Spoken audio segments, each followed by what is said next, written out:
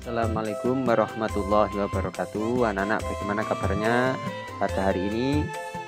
Perkenalkan, nama saya Muhammad Faturrahman, alamat Bangli dan Jaman Jombang. Ini nomor handphone saya dan ini email saya. Pada hari ini ada beberapa hal yang perlu kita pelajari mengenai kompetensi dasar yang akan kita capai, mengidentifikasi ciri-ciri negara berkembang dan negara maju. Materi yang akan kita pelajari, ciri-ciri negara maju dan berkembang, persebaran negara maju dan berkembang di dunia, contoh-contoh negara maju dan berkembang. Kemudian pada kelas 9 kita akan mempelajari teori perubahan sosial budaya, bentuk perubahan sosial dan kebudayaan, faktor pendorong dan penghambat penyebab perubahan sosial budaya. Itu semester pertama. Kemudian di dunia ini pengelompokan negara di dunia ada yang pertama berdasarkan politik dan keadaan ekonominya, berdasarkan kemajuan pembangunan yang dicapai, dan berdasarkan pendapatan per kapita. Berdasarkan politik dan keadaan ekonominya, negara di dunia ada namanya negara dunia pertama, kelompok negara industri dengan corak ekonomi pasar atau yang disebut dengan negara kapitalis atau negara barat, contoh Amerika Serikat, Inggris, Prancis, Jerman, dan Italia. Yang kedua, negara dunia kedua, kelompok negara ekonomi terencana secara sentral atau yang disebut blok barat, komunis dan sosialis, contoh negara Rusia, Cina, Korea Utara. Yang ketiga, negara dunia ketiga, di mana kelompok negara-negara bekas jajahan negara maju atau negara yang baru merdeka yang disebut dengan negara berkembang, contohnya Malaysia, Filipina, India, Brasil, Mesir, dan sebagainya.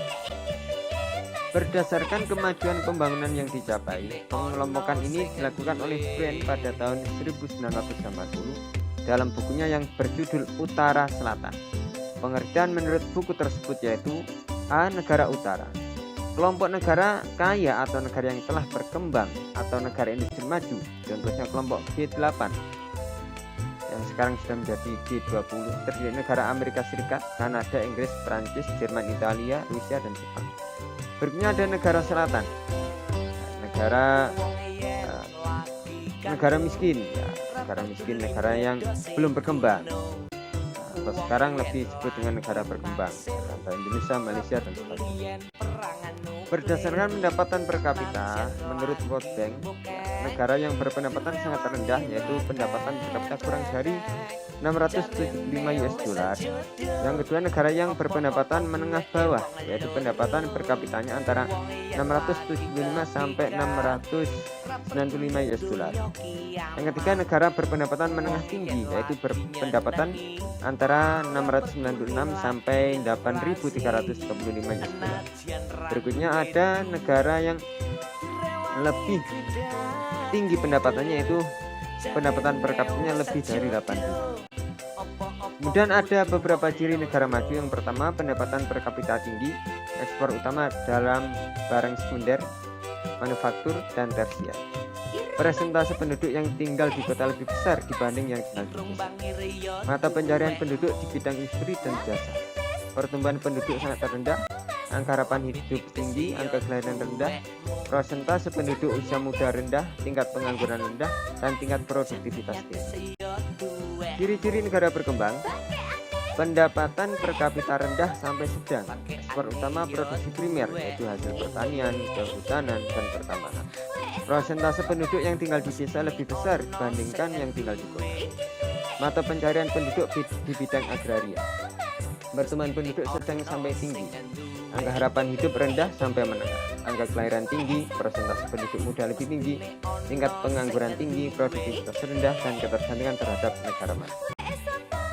Persebaran negara maju diantaranya di Eropa Barat memiliki Inggris, Prancis, Jerman, Belanda, Belgia, Luxembourg, dan Swiss.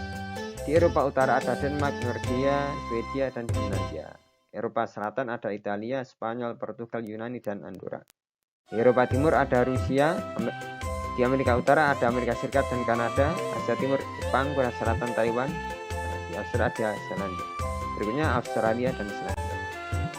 Persebaran negara berkembang di Asia Tenggara, Asia Selatan, Asia Tengah, Amerika Tengah, Amerika Selatan, seluruh negara yang ada di benua Afrika, dan semua negara di kepulauan Oseania. Negara-negara termiskin di dunia. Yang pertama ada Mozambik, pendapatan per kapitanya hanya 900. Terus kemudian Afghanistan hanya 800, Republik Afrika Tengah hanya 700 US dollar ya. Ada Eritrea 700 US dollar, Nigeria ada 700, Guinea-Bissau 600 US dollar, Somalia 600, Liberia 500, ada Burundi hanya 300 US pendapatan per kapita. Kemudian ada Republik Demokratik Kongo, itu juga sangat rendah pendapatan per kapitanya 300 US dollar. Ini potret beberapa negara di daerah negara miskin ya. Sangat luar biasa sekali. Mereka masih tinggal di rumah-rumah yang sangat tidak layak. Perubahan sosial budaya dalam masyarakat. Ini ada namanya perubahan. Apakah arti perubahan? Apakah arti budaya? Apakah arti sosial budaya masyarakat?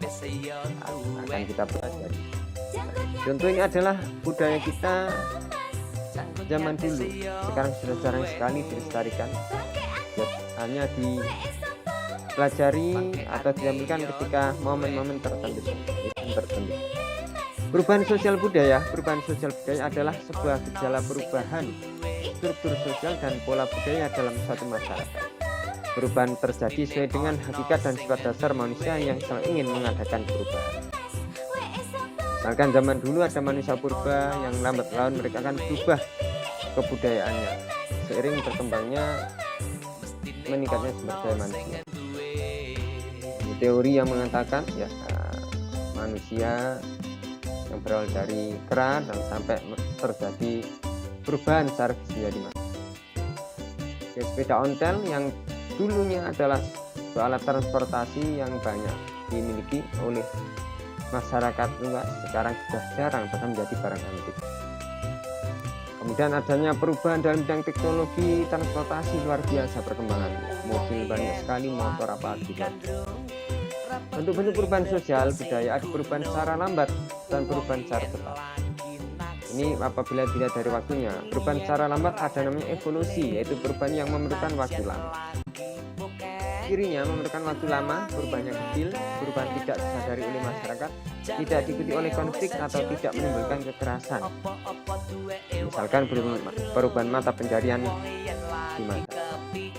Perubahan secara cepat disebut revolusi, yaitu perubahan yang terjadi dalam waktu yang sangat cepat.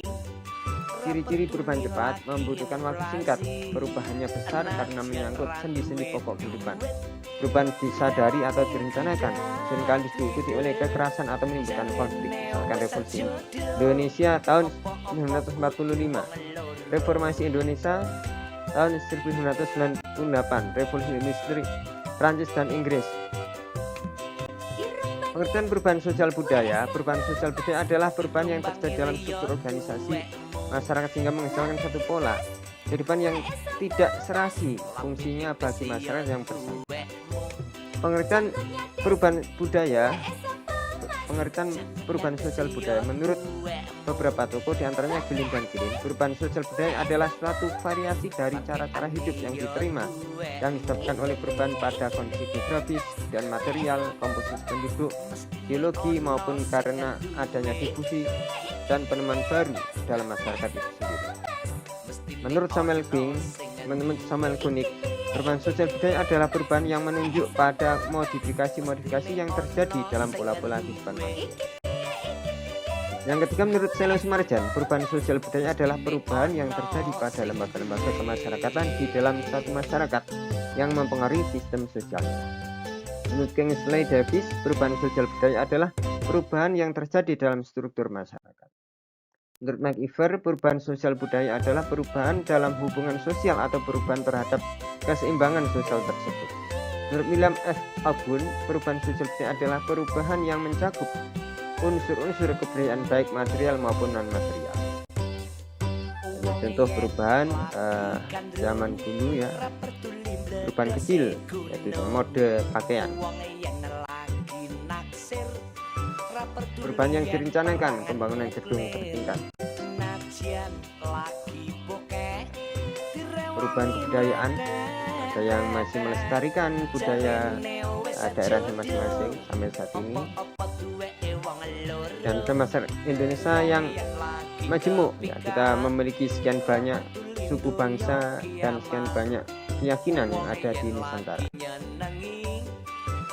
Kemudian ada perubahan kemajuan pembangunan, yang awalnya dulu banyak rumah-rumah yang terbuat dari kayu, dari bambu, sekarang sudah gedung semua, sudah terbuat dari bangunan yang kokoh.